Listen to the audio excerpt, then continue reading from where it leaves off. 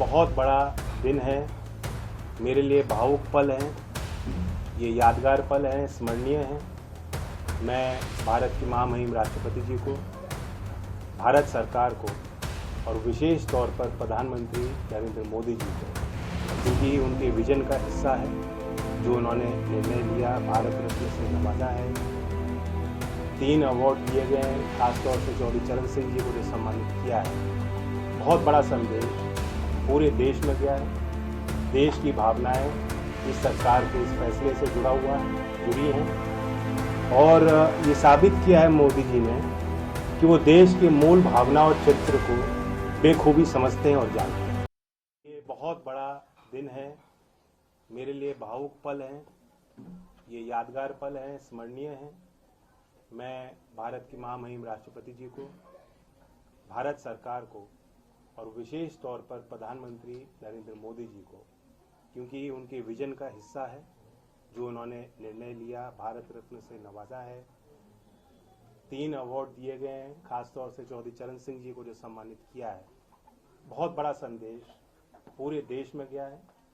देश की भावनाएं इस सरकार के इस फैसले से जुड़ी हैं और ये साबित किया है मोदी जी ने कि वो देश के मूल भावना और चरित्र को बेखूबी समझते हैं और जानते हैं।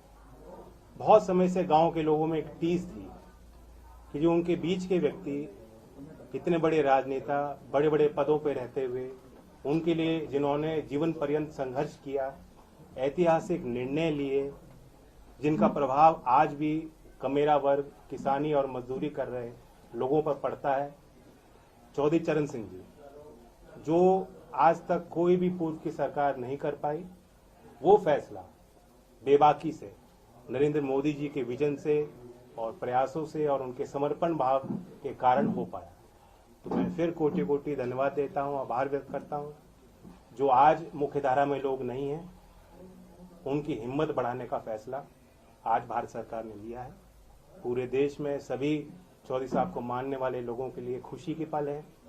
मैं चौधरी अजीत सिंह जी को भी याद करता हूं, ये उनका सपना था और इसलिए मैं कहता हूं दिल से मोदी जी को विशेष तौर से धन्यवाद और आभार कि आपने आज चौधरी अजीत सिंह जी का अधूरा सपना पूरा किया। अच्छा जैन जी, इस फैसले को चुनावी बताया जा रहा है, इस फैसले को चुनावी बताया जा रहा है, चाहे वो चौधरी चरण सिंह जी की बात करें या पीवी नरसिम्हा राव की बात करें, और खासतौर पे चौधरी चरण सिंह जी को भारत रत्न देने के बारे में कहा जा रहा है कि एक चुनावी फैसला है। लोकसभा चुनाव के मद्देनजर यह फैसला लिया गया है ताकि आप एनडीए में शामिल हो सके। इस पर आपकी क्या प्रतिक्रिया है? मुझे इतना वजन ना दें, चुनाव हारे हों जीते हों, मैं गठबंधन में जा रहा हूं, कितनी सीट मिल रही हैं, ये कोई मसला ही नहीं। आज को वो फैसला लिया गया है जो पीढ़ी दर पीढ़ी याद रहेगा। चौधरी चरण सिंह के वैचारिक दृष्टिकोण को, उनके संघर्षों को, उनके किए गए कार्यों को हमेशा जिंदा रखने वाला फैसला है। और ये छोटी बातें हैं, अगर कांग्रेस पार्टी का विधिवत एक बयान आया है, मैं इस बयान की आलोचना ही कर सकता हूँ। सर, कांग्रेस पार्टी के सरकार में कभी ऐसा नहीं हुआ, क्योंकि राष्ट्रीय लोक दल की तरफ से ये एक लंबी मांग रही है, आज की बात नहीं है। और क्या आपको लग रहा है कि इस वक्त आप जिस तरीके से भारतीय जनता पार्टी या जो शीर्ष नेतृत्व है उसको आप थैंक यू बोल भी रहे हैं, क्या पहली जो सरकारें थी उनमें ये किसान के प्रति इतना संभाव नहीं था कि वो दे सकते थे उनको? देखिए, सीमित लोगों के इर्द गिर्द भारत की सत्ता रही है।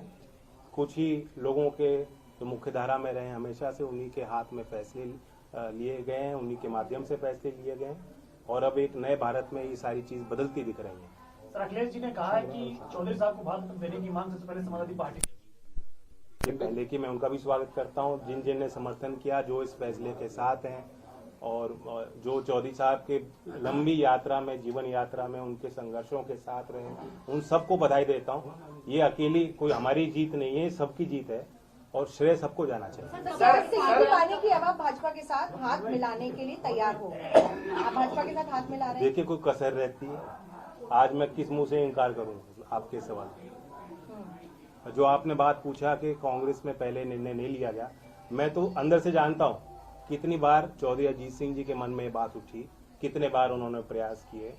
बहुत मुश्किल से फिर एक बड़ा अच्छा कदम लिया गया था यूपीए 2 के टाइम कि लखनऊ उस समय अमौसी एयरपोर्ट था, वहाँ चौधरी साहब की एक प्रतिमा, विशाल प्रतिमा लगाई गई और उसका नाम बदला गया। चौधरी चरण सिंह जी के नाम से आज वो एयरपोर्ट है। मैं जानता हूँ कितने गदगद हुए थे चौधरी अजीत सिंह जी उस फैसले से। आज अगर चौधरी अजीत सिंह जी जिंदा होते कितने प्रसन्न होते, ये मैं अच्छी तरह समझ सकता तो हूँ। मतलब ये जैन जी, ये मान लें कि अब आप भारतीय जनता पार्टी के साथ उनके शर्तों के अनुसार उनको ज्वाइन करेंगे और फिर आप यूपी में चुनाव। देखिए, आज कोई शर्त और सीट और चुनाव की बात करना आज के दिन के महत्व को छोटा करना होगा। ये दिन, ये पल बार बार नहीं आते और इस जश्न में सब लोग शामिल हैं। बीजेपी से सर दूरियां कम हो गई है, इस बात को मान लें हम लोग। जब मैं इतनी बड़ी बधाई दे रहा हूं, प्रधानमंत्री जी ने आज वो फैसला लिया जो साबित करता है कि देश के मूल भावना और चरित्र को समझते हैं। चौधरी चरण सिंह जी के हर एक अनुयायी के दिल को जीतने का काम आज मोदी जी ने किया। सर, आपका एक चवन्नी वाला जो बयान था बहुत सोशल मीडिया पे वायरल हुआ और जगह जगह लोगों ने उसको देखा, आज आप उसको कैसे देखते हैं? मैं अपनी एक भी ट्वीट डिलीट नहीं करूंगा। जिस समय पे मेरी भावना होती है उस अनुरूप परिस्थितियों के अनुरूप अपनी बात रखता हूं। और मैं कहता हूं, राजनीति में जो विपक्ष बात कहता है उसे भूल जाना चाहिए, जो सरकार बात रखती है उसे याद रखना चाहिए। जैन जी, एक सवाल सर जब आप घोषणा कर चुके हैं कि आप एनडीए के साथ अब जा रहे हैं, नहीं, आज एनडीए की मैंने कोई घोषणा नहीं की है। नहीं, मैं आपने सिर्फ कहा कि कोई कसर तो रही नहीं है। हाँ, कसर तो कोई कसर रह गई है, बताओ। इतना बड़ा फैसला लिया हो। ऐसे में अगर आप सीटों के बारे में भी चर्चा कर ले तो मैं कहा सीटों की कोई बात ना मैं आपके साथ करूंगा, ना मैं किसी प्रधानमंत्री या सरकार में शामिल लोगों के साथ बैठ के करूंगा, बीजेपी के किसी व्यक्ति के साथ नहीं करूंगा। आज तो मैं उनको धन्यवाद देता हूँ। चार किसान समीकरण पे आप अगर बता सके कि एक सवाल, ये वाकई में आज बहुत बड़ा दिन है आपके लिए और किसान समाज के लिए, खासतौर पे पश्चिमी उत्तर प्रदेश की बात करें, जिस तरीके से चौधरी चरण सिंह जी को भारत रत्न मिला है, लेकिन क्या इससे अग्निवीर का मुद्दा खत्म हो जाता है? क्या इससे किसानों की एमएसपी की मांग जो जिस पर आप लगातार संघर्ष करते रहे थे वो मुद्दा खत्म हो जाता है? क्या इससे जो 1.5 साल दिल्ली की सीमा पर किसान आंदोलन चला जिसमें कई किसानों की जान गई, जो मुद्दा आप उठाते रहे, वो मुद्दा खत्म हो जाता है? इसका आप क्या जवाब देंगे? सर, इसी सवाल में मेरा भी सवाल है, इन्हीं के सवाल में, ठीक है। कि अभी जो 16 तारीख को और मार्च में जो किसान आंदोलन होने वाला है, जिसको लेकर महापंचायत चल रही है, आपके क्षेत्र से भी किसान दिल्ली कूच करने की तैयारी कर रहे हैं, क्या अब आप उनसे बातचीत करेंगे कि नहीं? आप बीजेपी पर या केंद्र सरकार पर भरोसा? मैं इतना ही कहूंगा कि लोग ये सारे इन सवालों से जुड़े हुए जो लोग हैं, जो अपनी बात रखते हैं, लोकतंत्र में शिकायतें भी होती हैं, आंदोलन भी होते हैं, समस्या भी उठती हैं और ऐसा कोई एक हल नहीं निकाला जाता कि सारी समस्या आज तक जो है वो फिर खत्म हो जाए, समाप्त हो जाए और आगे कभी होए ना। तो ये एक सतर्क प्रयास होता है भारत सरकार का, जो किसानों के प्रति जो उनके भाव हैं, गांव के और कमेरा वर्ग के प्रति जो उनकी इच्छाएं हैं, जो समर्पण है, जो इच्छा शक्ति है, आज उसे उन्होंने प्रदर्शित किया है। और लोग हिम्मत ले सकते हैं इस निर्णय से कि अगर कोई सरकार चौधरी चरण सिंह जी को इतना बड़ा सम्मान दे सकती है, तो जो मुद्दे चौधरी चरण सिंह जी के अहम मुद्दे रहे, जिनके लिए उन्होंने काम किया, जिस वर्ग के उत्थान के लिए उन्होंने प्रयास किए, उनकी बात भी मानी जाएगी।